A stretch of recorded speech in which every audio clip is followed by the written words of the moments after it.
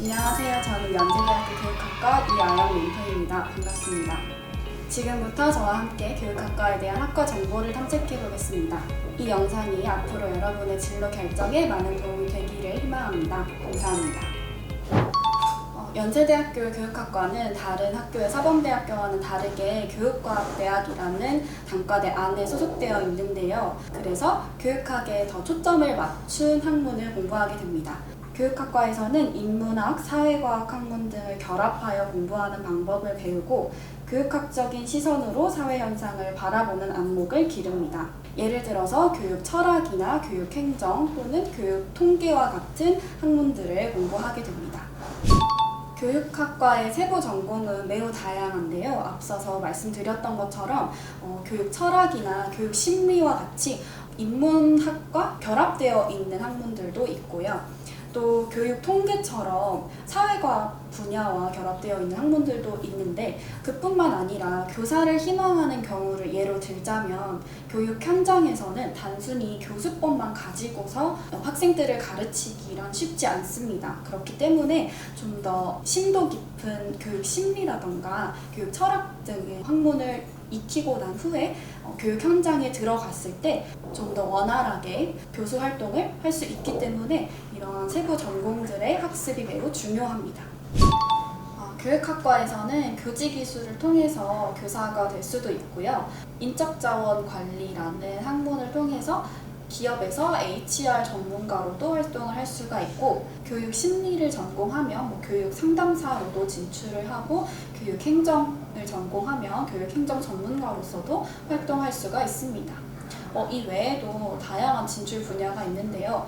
예를 들면 교재 개발 업체라던가 교육 관련 컨설팅 회사로도 진출하는 경우가 많이 있습니다. 또 언론 분야로도 진출을 많이 하는데요.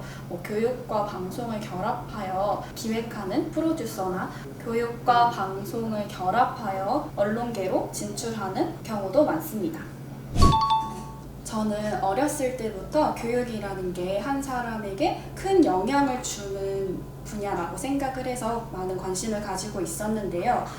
사실 교육이라고 하면 많은 사람들이 생각하는 것과 같이 교사가 되기 위한 길만을 떠올리게 됩니다. 그래서 저도 학창시절에는 교사라는 직업에만 관심을 갖고 교사가 돼야겠다라는 생각을 했었는데 입시를 준비하면서 여러 학과들을 알게 되었고 그 과정에서 연세대학교 교육학과는 그냥 사범대로서 교사가 되기 위한 절차를 밟는 것이 아니라 더 교육에 대한 통찰을 기를 수 있는 학과라는 점을 알게 되었습니다. 그래서 교육에 관심이 있었던 만큼 좀 더 다양한 분야에서 교육이 어떻게 쓰이고 어떤 교육 전문가가 될 수 있는지 알게 된 이후로는 연세대학교 교육학과가 저의 꿈을 이루기에 더 적합한 학과라고 생각해서 진학하게 되었습니다. 선생님도 학창시절에는 교육학과가 뭐 하는 학과인지 정말 잘 알지 못했어요. 근데 입시를 준비하기 시작하면서 사범대학교의 교육학과, 국어교육학과나 영어교육학과 같은 학과를 쓰려고 하다 보니까 교육학에 대한 더 많은 것들을 배우고 다양하게 진출할 수 있는 분야가 없을까 고민하게 되던 차에 연세대학교 교육학과라는 학과를 알게 되었고 그때 학과 커리큘럼을 보면서 이 학과가 나랑 정말 잘 맞는 학과구나 라는 걸 알게 되었어요. 그리고 선생님은 중학교 때까지는 전교에서 1, 2등을 할 정도로 공부를 잘하는 학생이었는데 여고를 진학하고 첫 시험에서 10등 바깥으로 전교 수비가 밀려나는 충격을 받게 되었어요. 그때 느낀 점이 내가 여태까지 공부했던 곳은 너무 좁은 곳이 아니었나 이런 생각을 하게 됐고 제 실력에 대한 의심이 가기 시작하더라고요. 근데 거기서 그냥 낙담한 것이 아니라 그러면 내가 어디까지 할 수 있는 사람인지 테스트 해보고 싶다라는 오기가 생겼어요. 그래서 고등학교에 처음 들어와서 시험을 본 이후로 그런 오기를 가지고 공부를 하게 됐고 1학년 때 성적이 점점 오르는 거를 발견하고는 내가 생각한 것보다 내가 가진 잠재력이 좀 더 많을 수 있겠구나 라는 걸 알고 자신감을 가졌던 것 같아요. 그래서 그 이후로 나는 내가 생각하는 것보다 더 똑똑한 사람이다. 이런 자기 최면을 걸어가면서 열심히 공부를 했었고, 그리고 학교 생활이 굉장히 중요해서 수시를 준비하면서도 학교에서 이루어지는 토론 대회라던가 포럼이라던가 아니면 또 학생회 활동을 하면서 입시를 위한 준비를 꾸준히 해 나갔었어요. 그래서 그런 노력들이 저를 믿고 그리고 학교 생활을 성실하게 해왔던 노력들이 연세대학교에 입학하는데 가장 큰 원동력이 되지 않았나 생각합니다. 선생님은 연세대학교 교육학과를 논술로 들어오게 되었는데요. 논술이 경쟁률이 굉장히 심하다 보니까 많은 학생들이 어떻게 공부를 해야 되고 준비를 해야 되는지 막막해하는 학생들이 많은데요. 저 역시도 논술을 지원할 때 당시 경쟁률이 70대 1 정도로 굉장히 높았어요. 근데도 논술을 합격할 수 있었던 이유는 시험을 볼 때 어느 정도의 글의 개요나 정형적인 부분들은 학원에서나 혹은 수업으로 일괄적으로 알려주는 부분들이 있기 때문에 자신의 개성 있는 논지나 설득력 있는 글을 써내려가는 것이 중요하다고 생각을 하는데, 일단 가장 중요한 점은 그 경쟁률에 겁먹지 말고 자신감을 가지고 자신의 생각을 시간 내에 차분하게 써내려가는 것이 논술을 합격하는 데 가장 중요한 덕목이라고 생각합니다. 논술 시험 문제는 학교들마다 다르지만 연세대학교의 경우로 말씀을 드리자면 연세대학교는 문제가 2개가 출제가 되는데 여러 개의 단락으로 이루어진 본문들을 제시가 되고 그 단락들이 하나의 주제를 이야기하고 있는 본문이 주어져요. 그래서 그 글을 읽고 문제에서 요구하는 방향으로 글을 써내려가면 되는데, 예를 들어서 A와 B의 개념을 서로 비교하여 설명하라거나 아니면 차이점을 이야기하라거나 라는 질문이 나오면 그거에 대해서 그 본문을 이용해서 본문을 바탕으로 답안을 써내려가면 되는 거고, 또 이거뿐만 아니라 통계를 분석한다거나 이런 문제들도 있기 때문에 굉장히 다방면으로 많이 글을 써보는 연습이 필요합니다. 선생님이 꼭 해주고 싶은 말은 많은 사람들이 오답노트가 중요하다 이런 얘기를 참 많이 하는데요. 저는 오답노트뿐만이 아니라 정답노트도 굉장히 중요하다고 생각을 해요. 이게 맞은 문제를 왜 다시 보냐 이렇게 생각할 수도 있는데, 사실 문제 하나를 가지고 사실 맞다 틀리다 이렇게 나눌 수 있는 게 많지 않거든요. 그러니까 무슨 얘기냐면 내가 이 문제를 풀 때 어느 정도의 확신을 가지고 정답을 골랐는지, 이거는 모든 문제마다 다르기 때문에 그냥 맞았다고 하고 넘기고 틀렸다고 해서 한 번 더 보는 이런 단순한 방식으로 학습을 하게 되면 효율이 떨어진다고 생각을 했어요. 그래서 저는 문제를 풀 때 특히 국어나 영어 같은 문제들은 이 문제를 풀면서 내가 어느 정도의 확신을 가지고 답을 골랐는지 동그라미, 세모, 그리고 X표 이렇게 문제 옆에다가 작게 표시를 해서 채점을 전부 다 하고 난 뒤에 세모 표시를 했던 문제들은 꼭 다시 한번 보기를 전부 보고 짚고 넘어가는 습관을 들이려고 노력을 했어요. 그래서 그렇게 다시 문제를 보다 보면 내가 정답은 맞췄지만 그냥 운이 좋아서 맞힌 문제들이 많았고 다시 볼 필요가 있는 문제들이 많이 나왔어요. 그래서 이러한 부분들이 저의 실력에 있었던 빈 부분들을 좀 채워줄 수 있는 공부법이었다고 생각을 하고 친구들에게 꼭 공유하고 싶은 공부 방법입니다. 선생님이 수험생일 때도 가장 고민이 됐던 부분이 국어의 비문학이었어요.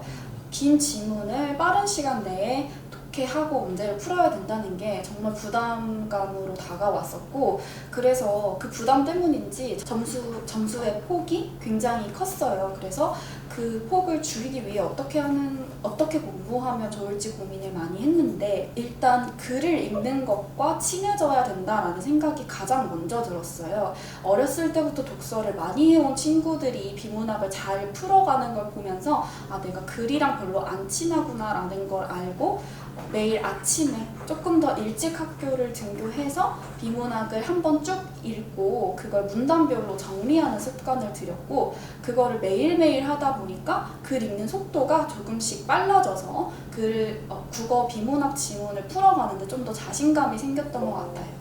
수학 문제를 풀 때는 가장 중요한 게 문제가 물어보는 게 뭔지를 먼저 잘 인식하고 문제를 풀기 시작해야 된다는 점이에요. 많은 학생들이 어려운 수학 문제를 풀 때 중간에서 길을 잃어버리는 경우가 굉장히 많아요. 이 문제가 뭐를 구하라고 하는지를 정확하게 확인을 하고 거기서 답을 구하기 위해서는 또 어떤 걸 구해야 되는지, 그럼 그걸 구하기 위해서는 또 어떤 걸 이용해서 중간 부분을 구해내야 하는지, 이런 걸 체계적으로 사고할 수 있는 수학적인 능력이 필요하기 때문에 문제를 보자마자 달려들어서 식을 적지 말고 먼저 차분하게 머릿속으로 단계를 설정해 놓은 다음에 문제를 풀어나가는 게 특히 100점이 높은 어려운 고난도 수학 문제들을 푸는데 매우 중요한 부분이라고 할 수 있습니다. 선생님이 수능을 봤을 때로 생각을 해보면 특히 미적분 같은 문제들에서 굉장히 여러 가지의 그 수학적인 개념이 사용되는 문제들이 많기 때문에 거꾸로 이렇게 거슬러 올라가면서 내가 중학교 때부터 고등학교 때까지 배웠던 모든 수학적인 내용을 좀 총동원해서 답으로 가는 단계를 구할 수 있는 방법을 머릿속으로 최대한 많이 생각을 해낸 다음에 문제를 풀기 시작하는 것이 고난도 수학 문제를 맞추는 팁이 될 수 있을 것 같아요. 영어도 어쨌든 언어 영역이기 때문에 한 본문을 읽을 때 이 글이 어떤 흐름으로 나아가고 있는지를 파악하는 것이 굉장히 중요해요. 그래서 처음에 주제문이 나왔다면 그 다음에는 그 주제문을 조금 더 구체화하는 예시가 나온다거나 이런 것들을 좀 예측하면서 글을 읽다 보면 영어가 그 전보다 훨씬 더 수월하게 읽히는 경험을 할 수가 있어요. 근데 심리적으로도 내가 어떤 내용이 나올 것 같다고 예측을 한 뒤에 그 내용대로 글이 흘러가는 느낌이 든다면 내가 이 글을 잘 읽어나가고 있구나 이런 마음이 들고 또 자신감이 생기기 때문에 영어 본문을 읽을 때도 그냥 무작정 그 뜻을 해석한다고만 생각하지 말고 내가 어떤 글을 읽고 있다, 이 글은 어떤 구조로 흘러가는 글이다, 이런 거를 잘 파악을 한 뒤에 읽어가면 사실 영어 문제들도 뭐 빈칸 추론이라던가 순서 같은 걸 배열하는 문제들 역시나 글의 구조를 알고 있으면 수월하게 풀 수 있는 문제들이 많기 때문에 이런 점들을 명심하고 영어 본문 역시도 하나의 글이다 이런 생각으로 읽어가면 도움이 될 것 같아요. 선생님의 경우에는 그냥 저의 개인적으로 고민이 있다거나 신경 쓰이는 일이 있을 때 공부에 집중을 잘 하지 못하는 스타일이었어요. 그래서 공부 시간이 길어지더라도 알차게 공부를 했다는 느낌이 들지 않은 경우가 많았는데, 그래서 그때 이걸 해결하기 위해서 좀 특이하지만 고민하는 시간을 아예 정해놓고 고민을 다 해버렸어요. 그래서 예를 들면 그날따라 고민이 많은 날이다 라고 하면 공부 시작하기 5분 전에 타이머를 재놓고 그 시간 동안은 공부에 대한 생각은 버리고 내가 지금 고민하고 있는 그 생각만 하는 그런 시간을 따로 만들었어요. 그러다 보니까 그 5분이 채 가기도 전에 사실은 이 고민을 해봤자 내가 오늘 해결될 일이 아니다라는 생각이 들면 얼른 이 생각을 접고 공부에 매진해야겠다 이런 마음가짐이 생기더라고요. 그래서 만약에 저처럼 작은 일에도 공부를 하는 거에 잡념에 공부가 잘 되지 않는 학생들이 있다면 저처럼 고민 시간을 따로 정해놓고 공부를 하면 도움이 될 것 같아요. 선생님은 내신을 굉장히 중요하게 열심히 준비해 왔기 때문에 내신 시험에 대한 부담감도 굉장히 컸어요. 그래서 한 2주 전, 3주 전부터 시작을 하다가 점점 그 준비 기간이 길어지곤 했는데요. 그럴수록 사실 준비하는 기간이 길어질수록 긴장감이 떨어지고 갈수록 뒤로 미루려는 그런 성향이 아무래도 대부분의 사람들한테 생기게 되는데, 저는 그걸 방지하기 위해서 계획을 아주 촘촘하게 세우는 습관을 들였어요. 예를 들면 오늘은 어떤 문제집을 풀겠다 이렇게 계획을 세우는 게 아니라 어떤 문제집에 몇 번에 어떤 본문부터 시작해서 어디까지 끝내겠다라고 계획을 세우고 그 계획을 다 하기 전까지 잠에 들지 않도록 마음을 먹고 그 시간 내에 내가 최대한 최상의 컨디션을 유지하기 위한 수면 시간을 가질 수 있기 위해서 내가 허락된 시간 안에 그 계획을 전부 다 마무리하고 잠에 들 수 있도록 노력했던 것 같아요. 그래서 어떤 시험이든 계획을 세울 때 최대한 촘촘하게 세워서 오늘 할 일을 정확하게 목표로 잡아놓고 학습하는 습관이 중요한 것 같아요. 선생님은 합격했다는 그런 통보를 같은 날에 여러 학교에서 받았어요. 그래서 로또를 맞으면 이런 기분일까? 이런 생각도 들고 여태까지 내가 했던 노력들이 정말 인정을 받는구나 하는 생각에 눈물이 막 났던 것 같아요. 집에서 가족들끼리 다 같이 밥을 먹고 있다가 합격을 하긴 했었는데 모두 다 먹던 밥을 내려놓고 울었던 기억이 있어요. 다 같이. 가족들이나 주변 친구들도 제가 뭐 노력하는 건 물론 알고 있었지만 그래도 결과가 딱 나오니까 제가 어떤 일을 하든지 너는 뭐 잘 될 거야, 너는 잘하는 애니까 뭘 해도 잘 될 거야 이런 식으로 응원을 많이 해주더라고요. 그래서 나의 잠재력, 나의 실력을 증명하는 그런 하나의 계기가 되었던 것 같고 그런 걸로 자신감을 얻으니까 어떤 일이든 그냥 서슴지 않고 도전하게 되는 그런 습관을 가지게 된 것 같아요. 그래서 자기를 조금 더 믿게 되다 보니까 좀 무모한 일이라고 생각이 될지라도 먼저 그냥 도전하고 보는 그런 습관이 생긴 게 가장 큰 변화였던 것 같습니다. 연세대학교 학생들은 1학년에 입학을 하면 국제캠퍼스라는 송도에 위치한 캠퍼스에서 다 같이 기숙사 생활을 하게 되는데요.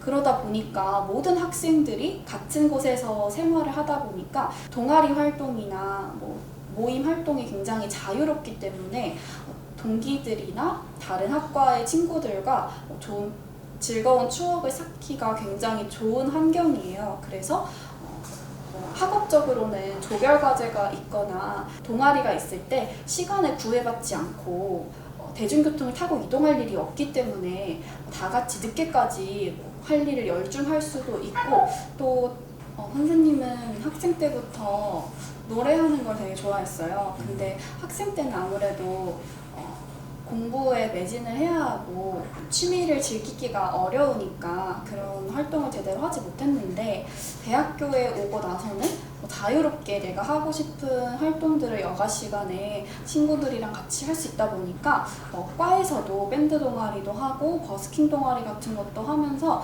국제 캠퍼스가 있는 송도에서 버스킹도 해보고 따로 공연장을 잡아서 공연도 해보고 이런 경험들이 평생 할 수 없는 되게 소중한 경험들이었고 대학교 와서 즐거운 대학 생활을 할 수 있는 중요한 부분이 되었던 것 같아요. 밴드 했을 때 기억에 남는 노래는 정말 많은데 가장 기억에 남는 노래를 뽑으라면 아무래도 제일 처음으로 공연했었던 데이식스의 예뻤어라는 노래가 생각이 나는 것 같아요.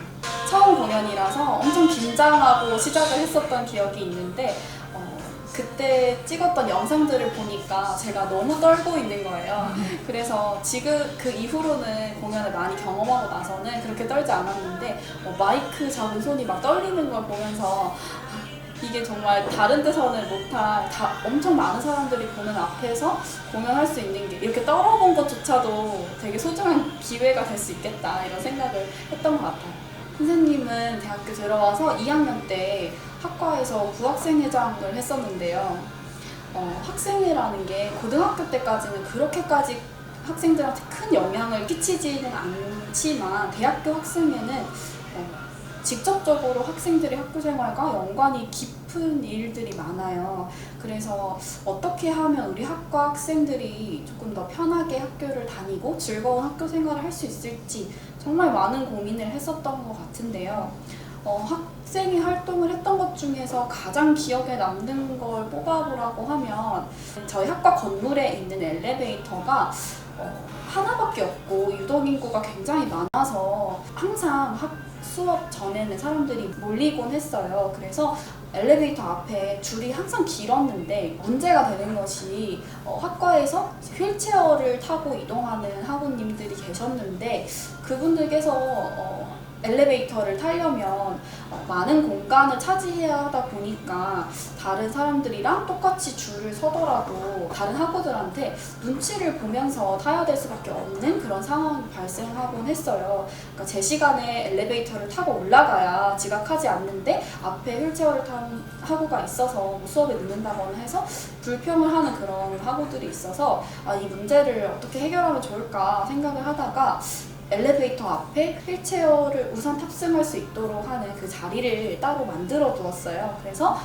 어떤 엘리베이터가 오면 휠체어를 탄 학우분들이 늦게 오시더라도 먼저 우선적으로 탑승할 수 있게 배려하는 그런 자리를 만들어 뒀었는데 그게 학우들이 정말 좋은 정책이라고 이야기를 해줬었고 그렇게 엘리베이터 앞에서 한 몇 달 동안 그런 시스템으로 운영을 했었는데 어느 날 행정팀에서 학과 행정팀에서 전화가 왔는데 그 엘리베이터 앞에 있는 휠체어 우선 배려석을 보시고 어떤 서울시의 어떤 관계자분께서 이게 너무 좋은 아이디어다 이거를 서울에 있는 뭐 지하철이나 대중교통에도 똑같이 만들고 싶다 이런 연락이 와서 어떻게 이런 아이디어를 생각했고 어떻게 제작하게 되었는지 그런 걸 저한테 여쭤보신 적이 있었어요. 그래서 그 전화를 받고 정말 뿌듯한 마음이 많이 들었는데 내가 하고 있는 이 활동들이 단순히 학교 안에서만 국한되는 것이 아니라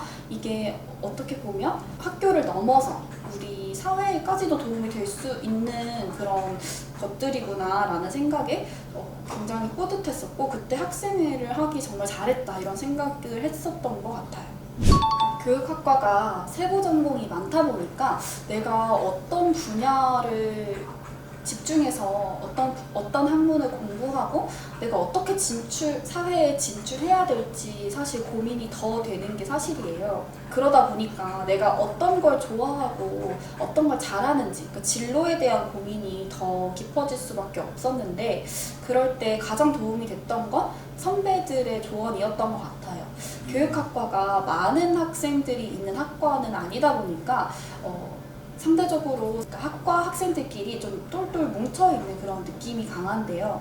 그러다 보니까 내가 관심이 있는 분야에 진출해 있는 선배들한테 조언을 듣기도 하고 나랑 비슷한 관심사를 가진 동기들과도 얘기를 해보면서 진출 분야를 결정할 수 있게 되었던 것 같은데요. 그래서 학과 안에서 학생들이랑 이야기를 해보는 것도 어려움을 극복하는 방법이 되기도 했었고 또 다른 걸로는 연세대학교에 굉장히 많은 다양한 경험의 기회가 있어요. 예를 들면 교양 수업도 굉장히 다양해서 내가 어떤 분야에 관심이 있는지를 탐색하기 위해서 정말 다양한 교양 과목을 들을 수가 있는데 예를 들면 영화의 이해 같은 과목이라던가 아니면 생명과학의 세계 이런 식으로 예술이나 과학 분야를 막론하고 다양한 분야의 교양 수업이나 활동들이 있기 때문에 최대한 다양한 경험을 해보면서 내가 어떤 걸 잘하고 어떤 걸 좋아하는지를 좀 탐색했었던 것 같아요. 그렇게 해가면서 저의 진로를 조금 결정하게 되었고 그렇게 좀 힘든 시기, 어려웠던 진로를 결정하느라 어려웠던 시기를 극복할 수 있었던 것 같아요. 선생님이 고등학교를 다닐 때는 내신을 꼭 잘 챙겨야 된다는 부담감이 있어서 평소에도 진로에 대한 생각을 할 기회가 많지 않았어요. 근데 사실 다양한 경험을 하기에 시간이 부족한 상황이에요. 한국에서 공부하는 고등학생이라면 뭔가 다양한 경험을 하기에 한계가 있을 수밖에 없는데 그래서 제가 지금 만약에 학창시절로 돌아간다면 그 점을 보완하기 위해서 저의 진로와 관련된 최대한 많은 책을 봤으면 참 좋았겠다라는 생각을 해요. 책이라는 게 간접 경험을 할 수 있는 거기 때문에 시간적으로도 공간적으로도 제약이 있는 학생들한테 가장 효율적인 방식으로 진로에 대한 고민을 해결할 수 있도록 도와주는 수단이 될 수 있다고 생각을 하거든요. 그래서 제가 만약에 학창시절로 돌아간다면 더 많은 진로와 관련되어 있는 책들을 읽으면서 고민을 해결했을 것 같습니다. 선생님은 내년에 네덜란드로 교환 학생을 가게 되었는데요. 그런 다양한 경험을 통해서 일단 진로를 확정 짓기 전에 최대한 다양한 경험을 하기 위해서 교환 학생을 가는 것으로 선택을 했고요. 지금 저의 목표는 교육학과에서 배운 교육학적인 소양을 바탕으로 PD를 준비하면서 언론 계열에 진출하고자 하는 목표를 가지고 있습니다.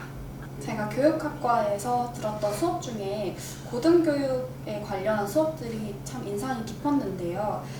사실 국내에서 대학교를 다니고 또 외국에서 고등교육을 경험할 수 있는 기회가 많지 않다 보니까 외국에서는 어떤 식으로 대학 수업을 진행하는지 배울 수 있는 기회가 흔치 않기 때문에 네덜란드로 교환학생을 가게 된다면 네덜란드 학생들은 어떤 식으로 그 학문을 공부하고 어떻게 사고를 확장해 나가는지 그런 걸 경험할 수 있는 좋은 기회가 될 것 같습니다.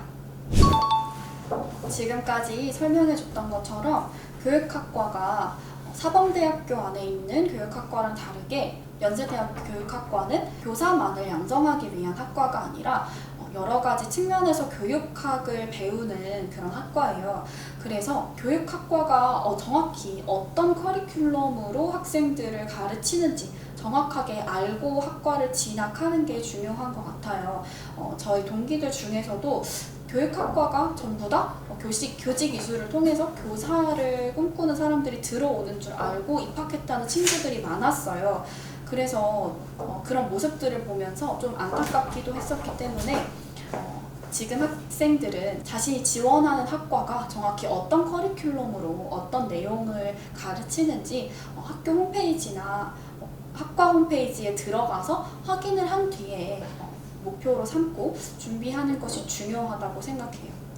그리고 제가 논술로 이 학교에 합격을 하게 됐는데 사실 그 누구도 그 높은 경쟁률을 보고 내가 될 거야 이렇게 확신을 가지기는 쉽지 않아요. 그렇기 때문에 학생 때부터 차근차근 내가 생각하는 것보다 내 잠재력이 더 크다 이런 자신감을 좀 가지고 어떤 일을 하든지 내가 더 잘할 수 있고 나한테는 충분히 그런 능력이 있다 이렇게 자기를 제일 먼저 믿어주는 게 어떤 일을 하든지 가장 큰 원동력이 되었다고 생각을 해요. 그래서 이 영상을 보고 있을 학생분들도 자기를 조금 더 믿고 더 큰 능력을 본인이 가지고 있다는 걸 항상 명심하고 자신감을 가졌으면 좋겠어요. 지금까지 이 영상 봐주셔서 너무 감사하고요. 여러분들도 다 할 수 있으니까 항상 자신감을 가지고 공부를 할 때 힘들더라도 미래에 대학교에 진학해서 즐겁게 대학 생활하는 상상을 하면서 열심히 공부할 수 있도록 응원하겠습니다. 감사합니다.